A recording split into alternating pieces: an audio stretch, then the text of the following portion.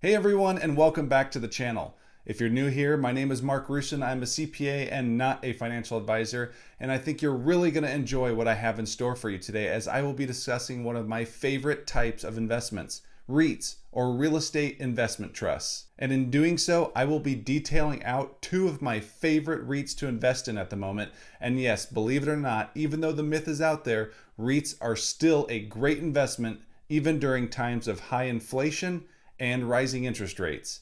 So if you're excited about today's topic, do me a huge favor and click that like button down below, as that is huge for the growth of this channel, and consider subscribing so you're notified anytime we drop new content. Now, before we get too far, as always, everything shared in this video is for educational and informational purposes only, so please perform your due diligence before investing in any stock or ETF mentioned. Also, check out the special promotion being ran by M1 Finance right now, where they are giving away $50 free for any new account opened.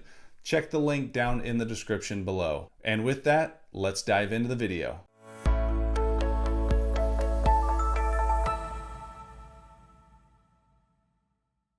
REITs, or real estate investment trusts, are some of my favorite stocks to invest in. If you've seen any of my dividend portfolio updates, then you know that roughly 20% of my portfolio is made up of REITs. The other thing that you probably know about me if you've been watching my videos now is that I love passive income, and I'm always looking to increase my passive income pile. And REITs are a great way to do that. If you are new to REITs, then let me do a quick recap for you to catch you up. A REIT is a company that owns or finances income-producing real estate, and they must meet a number of guidelines to qualify as a REIT. The reason they want to qualify is because they get favorable tax status in that they are not taxed at the corporate level. Here are some of those guidelines. They must invest at least 75% of their assets in real estate. They must derive 75% of their gross income from real estate-related activities, such as rental income. Pay at least 90% of taxable income to shareholders in the form of dividends. They must be a corporation managed by a board of directors, have a minimum of 100 shareholders, and have no more than 50% of its shares held by 5 or fewer individuals. In all, REITs of all types own more than $3.5 trillion in gross assets across the U.S., with the U.S. public REITs making up $2.5 trillion of that. REITs come in all shapes and sizes and categories. Here's a look at 13 different sectors where you can find public REITs to invest in. There's office, industrial, retail, lodging, residential, timberlands, healthcare, self-storage, infrastructure, data centers, diversified, specialty, and mortgage REITs. REITs offer a very unique opportunity for investors. If you are looking to add real estate exposure to your portfolio, then look no further than REITs. Let me get this out of the way right off the bat. REITs are often mixed in with bonds. Sometimes they're often called the bond alternative. And during times of higher rates or rising rates, which we are in a process of doing that right now at the Federal Reserve, bonds are going to be less valuable. That is false. REITs have been the single greatest performing asset since 1972, averaging double-digit annual returns. One of my favorite types of REITs is the net lease REIT. This is where the company goes out and buys property. Often you'll see it's a lot of retail property, but they'll go out and buy the property, the real estate, they'll lease it to tenants, but then they'll also pass on normal landlord costs, such as property taxes, insurance, maintenance costs. All of these things are pushed on to the tenants, and the company sits back and collects a rent check. Also, net lease REITs provide stability in the fact that they have longer average term leases. This can be viewed as a positive or a negative depending on the type of investor you are. One way to look at it from a negative perspective is the fact that if the economy is booming, these REITs are already locked in at specific lease terms, so they can only raise them so much. But on the downside, it also provides stability when the economy slows. Let me tell you how these companies combat that. They have what's called lease escalators, or rent step-ups. What the lease agreement says is every single year, you're going to have a higher lease amount. You owe us more rent every single year. This could be a fixed amount, or this could be a percentage that is tied to CPI or inflation. And unless you've been hiding under a rock of late, inflation has been skyrocketing. So REITs that have lease escalators that are tied to CPI numbers right now have some very strong tailwinds coming their way. Now that you have a better understanding of what a REIT is and the different sectors where you can find REITs, let's take a look at 2 must-own REITs for long-term investors looking at total return. The first REIT we will look at today is WP Carey, stock ticker WPC. WP Carey is a net lease REIT that is very diversified when we look at their portfolio. The company has been on quite a roll of late, and in less than 2 months, the company is up over 8%. The major focus of late for economists, journalists, investors, consumers has really been inflation. Consumers are really feeling it in their pocketbook, whether they're going out to get food, whether they're going to restaurants, whether they want to go fill up a tank of gas. You're getting hit in every single sector right now due to rising inflation. This is partly due to supply chain constraints across the global economy. You're seeing the Russia-Ukraine war have an impact, and it's also bills that are coming due to the stimulus money that we were printing out during the COVID pandemic. All in all, inflation is expected to get worse before it gets better. So why not take an approach from a real estate perspective to see how we can use that to our advantage? Real estate over the years has proven to be an awesome inflation hedge. The real estate that I'm talking about isn't necessarily residential real estate. I'm talking more about commercial real estate, which hasn't really seen that bubble-like price appreciation that we have seen in the housing market. This is where WP Carey comes in. The company owns over 1,300 properties for which they lease out to 352 different tenants. The properties are primarily in the US and Europe, and nearly half of the company's portfolio rent comes from logistics and industrial real estate assets. We talked about lease escalators a few minutes ago, and WP Carey has lease escalators in 99% of their lease contracts. It gets better. 60% of those agreements have lease escalators that are tied to CPI, otherwise known as inflation. Here's a direct quote from the CEO of WP Carey in the recent earnings call. Higher inflation had a positive impact on our same-store growth during the third quarter, especially for leases tied to uncapped CPI. However, it is really just the start, with the bulk of the impact occurring over the next few quarters. With inflation picking up in recent months, we expect leases tied to inflation to drive rent growth and strongly outpace the 2.3% average fixed rate bump we saw for the third quarter. Inflation began to flow through to rents during the third quarter, although on a relatively small portion of our portfolio. Leases with CPI-linked rent increases, they went through scheduled rent adjustments during the quarter, experienced rent increases averaging 3.3%.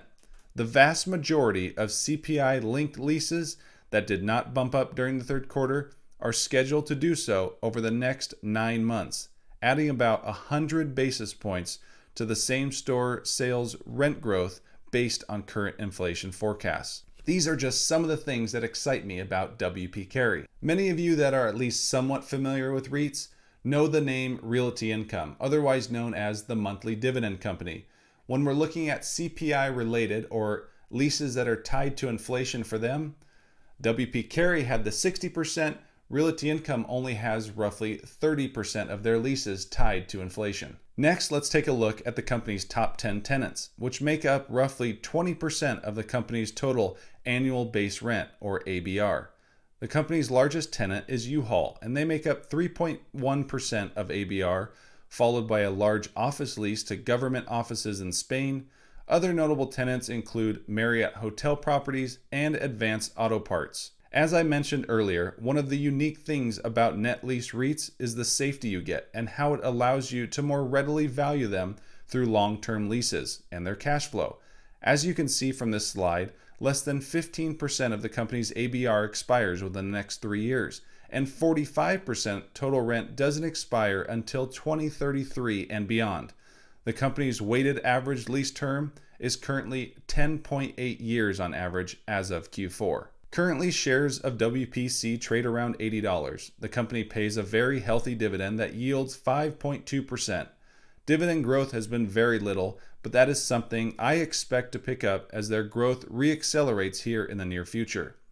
Analysts are looking for the company to return 5.21 in funds from operations in 2022, which equates to a price to FFO of 15.4 times. Looking at this fast graphs chart, the blue line represents the company's recent historical price to FFO, which is currently around 14 times on average. But the WPC of old was essentially two companies in one, where they had a management business collecting fees, but that is essentially gone as they are winding it down.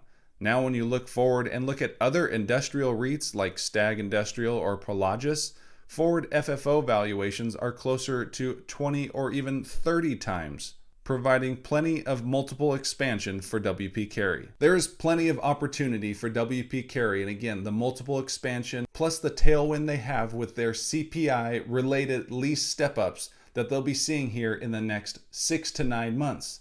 All of this ties up to a company that I believe is a must-own REIT for your portfolio. The second must-own REIT that we'll discuss today is Vici Properties, stock ticker VICI. Vici Properties is a lesser-known REIT, although it's not necessarily a small company. The company has a market cap of over $21 billion, which is roughly half that of Realty Income, but larger than the $15 billion of WP Carey, which we just talked about. Vici Properties hails from the gaming sector. Think of the Las Vegas Strip. Here, take a look.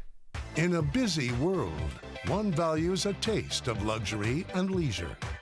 From the casino to the golf course, this company is investing in the American appetite for entertainment.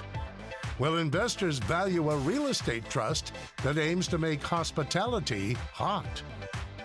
Two of the most well-known gaming REITs are Vici Properties and MGM Growth Properties, stock ticker MGP. MGM Growth Properties owns the likes of the MGM Grand as well as the Mandalay Bay on the Strip in Vegas.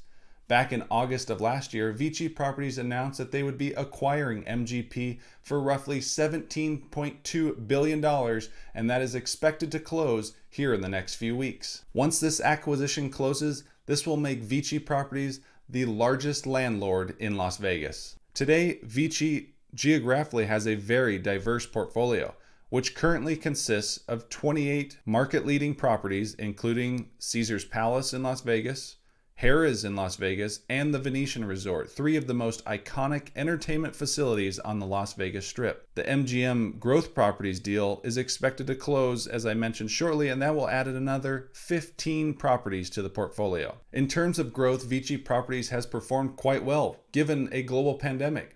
In 2020 and in 2021, the company grew AFFO by 11% in both years. And the momentum is expected to continue here in 2022 and in 2023, with analysts expecting between 6 and 8% growth moving forward. In terms of the dividend, Vici currently has a dividend yield of 5.1%.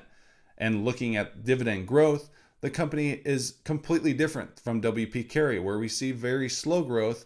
Vici Properties actually increased in the middle of a global pandemic. They increased their dividend 11, and again in 2021, they increased it an additional 9%. Shares of Vici Properties are currently trading around $28, and they are trading at a valuation on a price to AFFO multiple of 15.4 times. Compare that to the normal price to AFFO for Vici Properties of 16.5 times. This shows that the company is undervalued based on historical terms, and I also believe that there's plenty of opportunity for margin expansion moving forward. Gaming real estate is becoming very valuable, which is great for Vici Properties. It is becoming so valuable that even the likes of Realty Income recently dipped their toes into the gaming sector by adding their first piece of gaming real estate as well. This further gives me confidence that Vici Properties will continue to excel moving forward into the future and is a must-own stock for long-term investors looking for total return. There you have it, folks.